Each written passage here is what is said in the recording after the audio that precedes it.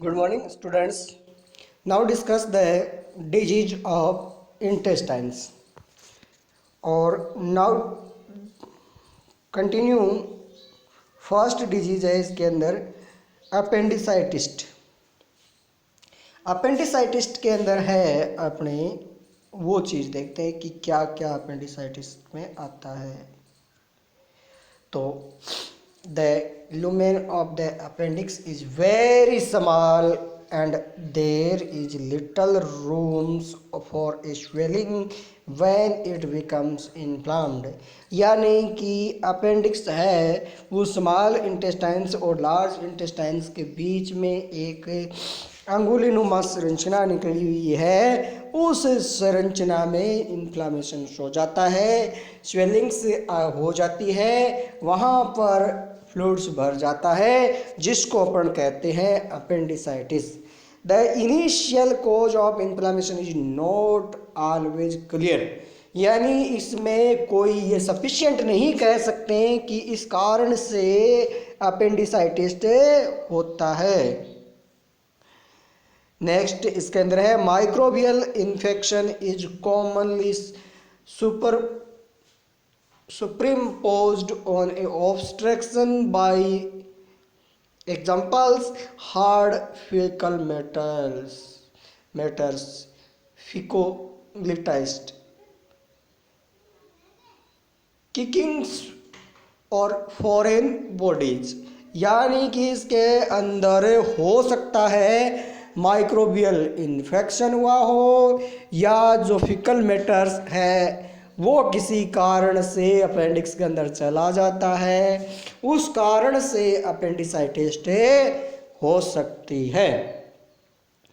अब बात करें नेक्स्ट इसके अंदर कि inflammatory exudate with fibrin and phagocytes को swellings and ulceration of the mucous membrane linings.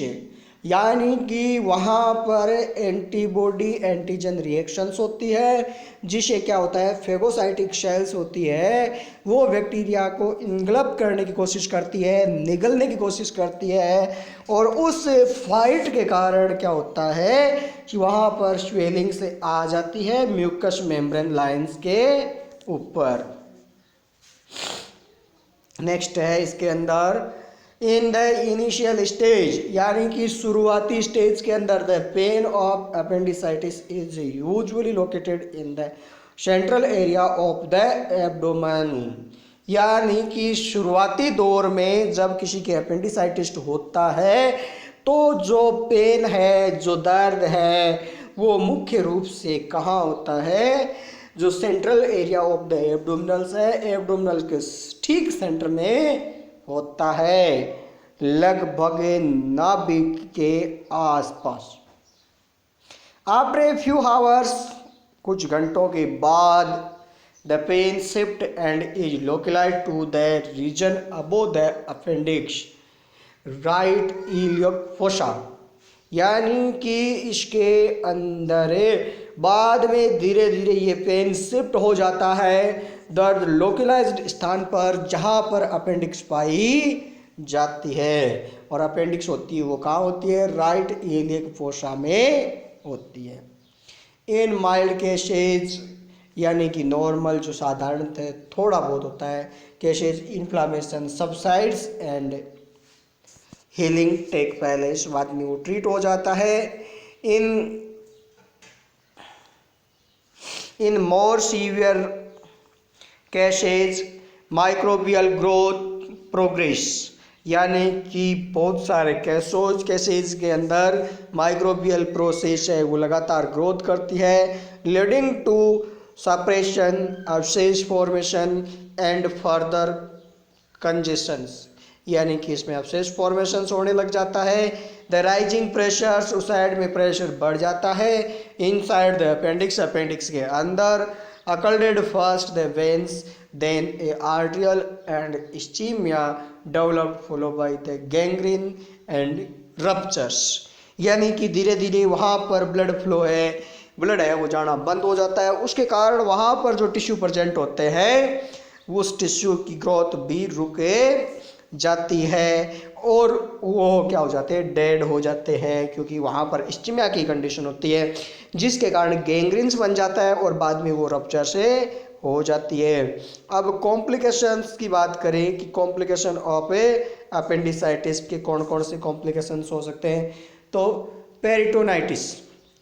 Peritonitis का मतलब है जो पेरिटोनियम लेयर्स है, जो पेरिटोनियम कैविटीज है उसके अंदर इन्फ्लामेशन हो जाना। The peritoneum becomes actually inflamed, the blood vessels and dilated and excess serous fluid is the secreted. और ये किस कारण से होता है उसका बताया है कि वहाँ पर अपेंडिक्स के पास में इन्फ्लामेशन होता है, उसके कारण उसका आकार बढ़ जाता है और ब्लड वेसल्स है वो डायलेटेड हो जाती है और सीरस फ्लूइड है वहाँ पर सेक्रेटेड होता है। It occurs A complication of appendicitis when. इसके अलावा और अपेंडिक्स के कौन कौन से होते हैं, तो microbes spread through the valve of the appendix and infected the peritoneum, peritoneum को इन्फेक्टेड कर देते हैं। An appendix abscess rupture and pus centre the peritoneal cavities, और इसके अंदर जो पस होता है वो बाद में पेरिटोनियल कैविटीज के अंदर कलेक्ट हो सकता है जिसकी वजह से पेरिटोनियम के अंदर भी इन्फेक्शन हो सकते हैं। या फिर the appendix becomes gangrenes and ruptures discharging its content the peritoneum cavities के अंदर इकट्ठे हो सकते हैं। अब एब्सेस फॉर्मेशंस, तो एब्सेस फॉर्मेशन के अंदर होता है most commonest subphrenic abscess between the livers and diaphragms which infected में spread upward to the pleurals pericardial और मीडियस्टेनियल स्ट्रक्चर्स के अंदर जा सकता है। पेल्विक एब्सेस हो सकता है from the infection by the spread to the adjacent structures के पास से। अब है फाइबर्स एडिशंस। फाइबर्स एडिशन का मतलब है when healing take place fibrous tissue from the latter shrinks में कोज, इसके कारण श्रिंकल्स हो सकते हैं। स्ट्रक्चर्स और obstruction of the bowel, bowel के अंदर ऑब्स्ट्रक्शन आ जाता है और limitation of the movements of loop of bowel और विच में twist around the adhesions causing by type of bowel obstruction called volvulus, इसको अपन वोल्वोलस कहते हैं। इसका बाद में अपन पढ़ लेंगे आराम से। अभी अपन पढ़ते हैं टाइफाइड फीवर्स क्या होता है। तो सबसे पहले देखते हैं टाइफाइड फीवर के अंदर क्या है। तो टाइफाइड क्या होता है वो देखिए। This type of enteritis is caused by the bacterium salmonella typhoid ingested in the food and waters. यानी कि अपन जब खाना खाते हैं तो खाना खाते समय अपने खाने के अंदर इन्फेक्टेड हो जाए खाना, तो उसकी वजह से क्या होता है, टाइफाइड फीवर्स हो जाती है। मुख्यतः इसमें जो बैक्टीरिया होता है वो साल्मोनेला टाइफाइड होता है और ये इंजेस्ट हो जाता है या तो पानी के द्वारा या फिर भोजन के द्वारा। Human are its only host, so the sources of contamination is an individual who is either suffering from the disease or is a carrier। यानी कि ह्यूमन है वो बाद में इट्स ओनली होस्ट का काम करता है, host. So the sources of contamination, वहाँ पर कंटामिनेशन इकट्ठे हो जाते हैं। Individual who is either suffering from the disease, disease से वो सफ़र कर सकता है या फिर कैरियर का काम कर सकता है।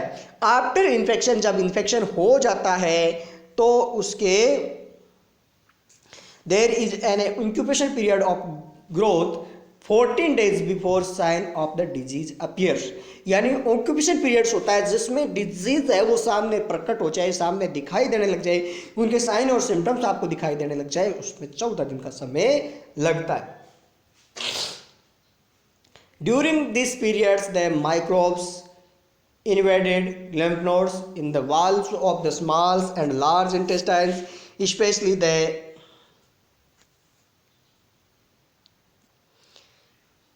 aggregated lymph follicles, यानी जिसे पायर्स पेज कहते हैं, and the ciliary lymph nodes। the microbes then enter the blood vessels, blood vessels में enter कर जाते हैं and spread the livers, spleen and gallbladder में चले जाते हैं। in the bacterium periods acute inflammation developed, उसके कारण necrosis of the intestinal lymph nodes tissue and ulceration of the overlining of mucosa that affect the salmonella typhi or their endotoxins includes। अब है endotoxin includes में typhoides, cholestasis in which the microbes multiply in the gallbladders or except in biles, reinfecting the intestines, in जो small intestines होते हैं उनको दोबारा infected करते हैं। Red spots of skin, skin के अंदर रेड स्पॉट्स हो जाते हैं, और specially the chest and abdomens, मुख्यतः चेस्ट और एब्डोमेंस में होते हैं। Enlargement of the spleens, myocardial damage and endocarditis हो सकता है।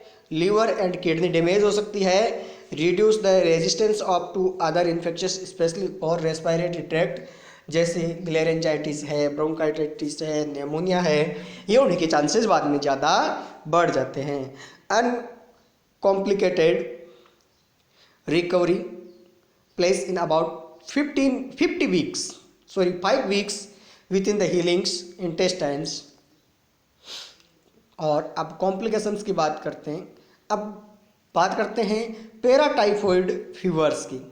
ये क्या होती है पैराटाइफॉइड फीवर, इसको देखते हैं।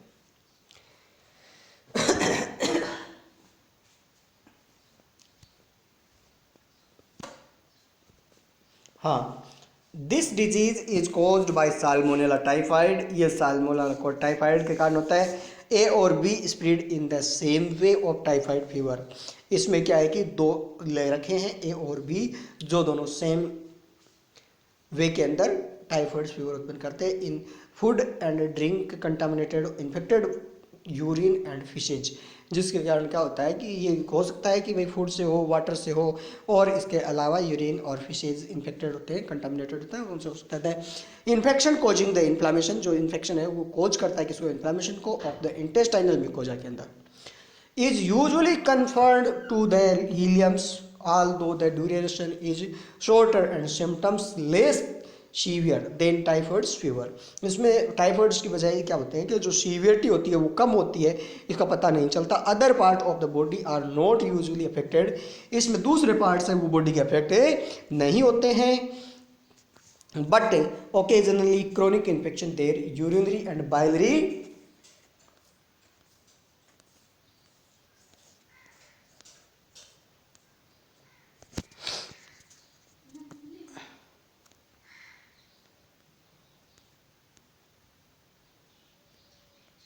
biliary tract and individuals becomes a asymptomatic carrier exhibiting the microbial in urine and feces. अगर साल्मोनेला इन्फेक्शन में है साल्मोनेला टाइफाइडिनम्स एंड एस इंट्रेस्ट, ये है वो डिजीज़ के अन्य कारण से हो सकते हैं इसके अंदर। इसके अलावा एक और दे रखा है एसिलेरिया कोलाई, यानी ई कोलाई फूड पॉइजनिंग्स भी हो सकती है। ई कोलाई फूड पॉइजनिंग्स क्या होती है वो चीज़ बता देता हूँ। तो common sources of the bacteria include the undercooked food, meats and unpasteurized milk adequate causing the kill E. coli. The severity of disease depends on the types of the E. coli, responsible of some types of more virulent than others. Outbreak of E. coli food poisoning can cause the facility particularly in the young and elderly peoples. यानी सीधी सी बात है, ये जो E coli food poisoning होती है वो मुख्यतः क्या किसके कारण होती है, या तो अनपका हुआ भोजन या बिना पास्चुराइज्ड किया हुआ मिल्क लेते हैं तो उसकी वजह से ये डिजीज होने के चांसेज रहते हैं। इसमें ई कोलाई बैक्टीरिया है वो ग्रोथ करने लग जाता है, उनके लिए सफिशिएंट क्या होता है, फेवरेबल कंडीशंस होती है और उसकी वजह से वैसा कर लेते हैं, वहाँ पर ग्रोथ करने लग जाते हैं। अब staphylococcal food poisonings. Coccal food poisoning क्या है, this is not any infection in the true sense, या ट्रू सेंस के अंदर कोई इन्फेक्शन नहीं होता, बल्कि staphylococcus aureus in contaminated food procedures toxin that cause acute gastroenteritis. यानी गैस्ट्रोइंटेस्टाइटिस का मतलब है गैस्ट्रो जो स्टोमक्स है उनके अंदर इन्फ्लामेशन उत्पन्न कर देता है। ये नॉर्मल कंडीशन में नहीं होता, लेकिन ध्यान रखें नहीं तो हो सकता है। ऑल दो कुकिंग स्किल्स द बैक्टीरिया, जब भोजन को पकाते समय बैक्टीरिया को डेथ नहीं किया गया हो तो वो टॉक्सिन्स का काम करते हैं, इसके लिए वो हीट स्टेबल्स हो जाते हैं बाद में। There is a usually short terms acute inflammation होता है but वोलेंट vomiting and diarrhoea causing the dehydration and electrolyte imbalance. इसके अंदर क्या होता है कि ज़्यादा मात्रा में वोमिटिंग्स होती है, डायरिया होता है, उसकी वजह से हो सकता है डिहाइड्रेशन हो जाए, पानी की कमी हो जाए, या फिर मान लो इलेक्ट्रोलाइट है वो इम्बैलेंस हो जाए। In most cases complete recovery occurs with in the 24 hours, और इनकी रिकवरी है वो 24 आवर्स के अंदर होनी चाहिए, नहीं तो ये ज़्यादा फिर नुकसान पहुंचा सकते हैं। अब है क्लोस्ट्रीडियम परफेरिंग्स फूड पॉइजनिंग, यानी कि ये क्लोस्ट्रीडियम जो प्रिस्टनिजिनस है उसकी वजह से होता है, और ये भी क्या होते हैं कि भोजन है वो अच्छे से पका हुआ नहीं होने के कारण ग्रोथ कर सकता है। वैसे फर्स्ट ईयर के अंदर कोई भी पर्टिकुलर डिजीज नहीं आती है, फिर भी मैंने आपके नॉलेज के लिए इन डिजीज को डिस्क्राइब किया है ताकि आपके बाय द वे कोई अगर पर्सन भी आ जाए तो वो आपको आसानी से कर सको। Intake of raw material and elimination of waste, इसके अंदर कोलेरा हो सकता है, आपके डेंस्टीरिया यानी बाइलरी डिस्टेंसरी हो सकती है, इसके अलावा एम्बोलिक डेंसिटीज हो सकती है, इसके अलावा अल्सरेटिव कोलाइटिस हो सकती है। ये सारी की सारी डिजीज़ें हैं वो इन्फ्लामेटरी बोवल डिजीज होती है। क्रॉन्स डिजीज है, रीजनल इलेलाइटिस है, ये भी एक डिजीज है। तो ये सारी की सारी डिजीज़ है। अब इनके अंदर अपन बोवल इन्फ्लामेटरी डिजीज़ की बात करते हैं। तो बोवल इन्फ्लामेटरी डिजीज़ है मतलब बोवल के अंदर इन्फ्लामेशन हो जाता है, इन्फेक्शन हो जाता है, उसकी वजह से होता है। अगर मान लो कि अपन कौन सी डिजीज़ की बात करें, ये रीजनल इलियलाइटिस है, यानी इलियस पार्ट होता है उसके अंदर इन्फ्लामेशन से हो जाता है और ये एक इन्फ्लामेटरी कंडीशन से होती है। अब मैं एक बार आप लोगों को ये बता दूं कि वैसे अपन की इसमें अपन क्या पढ़ रहे थे, स्टोमक्स पढ़ रहे थे, स्टोमक के बाद की डिजीज़ पढ़ी थी, ये सारा कुछ अपन पढ़ रहे थे।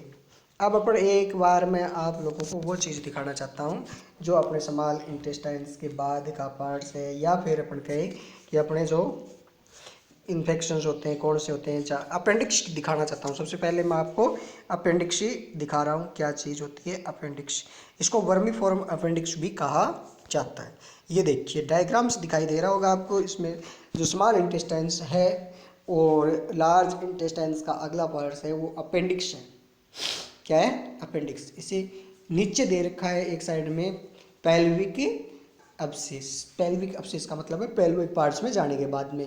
देखो यहाँ पर बीच का पार्ट है वो क्या है एब्डोमिनल्स पार्ट है, उसके ऊपर का जो चेस्ट है और नीचे का वो पेल्विक पार्ट्स है। ठीक है, ये मैं इसलिए दिखा रहा था कि आपको कहीं पता नहीं हो कि अपेंडिक्स कहाँ होती है। तो लार्ज इंटेस्टाइन्स का जो एंड शुरुआती पार्ट्स जहाँ से स्मॉल इंटेस्टाइन्स और ये लार्ज इंटेस्टाइन्स जुड़ती है उसके साइड में एक वर्मीफॉर्म अपेंडिक्स होती है जिसका कोई काम नहीं होता पाचन तंत्र के अंदर, फिर भी इसमें क्या किया जाता है ये आजकल प्रेजेंट होती है। वैसे ये जंतुओं के अंदर पाई जाती है, जो घास वगैरह पाचन होता है उनसे रस वगैरह सेक्रेशन होता है इनसे, उसके कारण होता है। अब है माइक्रोबियल डिजीज़ थी, तो माइक्रोबियल डिजीज़ भी आपने देखी, और these condition represent of major cases of morbidity and mortality worldwide, और इसके कारण ही जो मॉर्बिडिटी और मोर्टेलिटी रेट्स है वो बढ़ती है। कंटामिनेशन ड्रिंकिंग वाटर के कारण या फिर फूड पॉइजनिंग के कारण ऐसा होता है। अब एक डायग्राम्स बना रखा है मैंने जिसको देखिए आप, इसमें है microbes in food and waters, जो क्या करते हैं अपने इंटेस्टाइन्स के अंदर चले जाते हैं, और इंटेस्टाइन के बाद में जाने के बाद में एक तो सीधे लार्ज इंटेस्टाइन में चला जाए, दूसरा अगर ब्लड में चला गया तो वो ब्लड वाला कहा जाएगा किडनीज में जा सकता है, लीवर्स में जा सकता है, गाल ब्लैडर में जा सकता है। और जो लार्ज इंटेस्टाइन्स में गया वो क्या होता है इन्फेक्टेड फिसेज कर सकता है उत्पन्न, किडनी में जाएगा तो इन्फेक्टेड यूरिन होगा, और गाल ब्लैडर में जाएगा तो इन्फेक्टेड बाइल से होगा। ये भी एक डायग्राम से इसे अपन आसानी से समझ सकते हैं माइक्रो जो ऑर्गेनिजम्स हो कैसे अफेक्ट अपने को कर सकते हैं।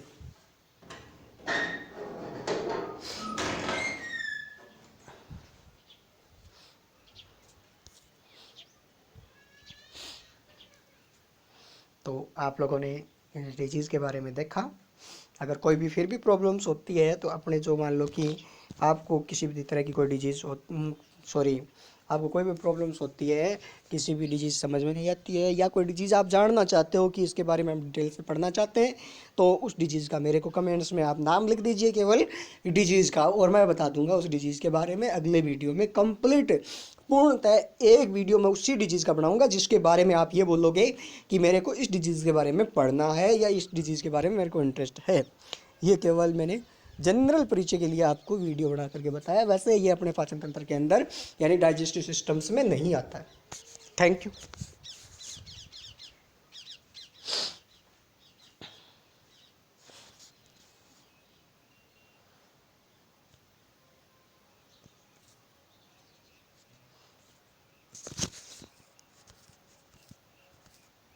देखिए ये है आपके डिजीज ऑफ इंटेस्टाइन्स।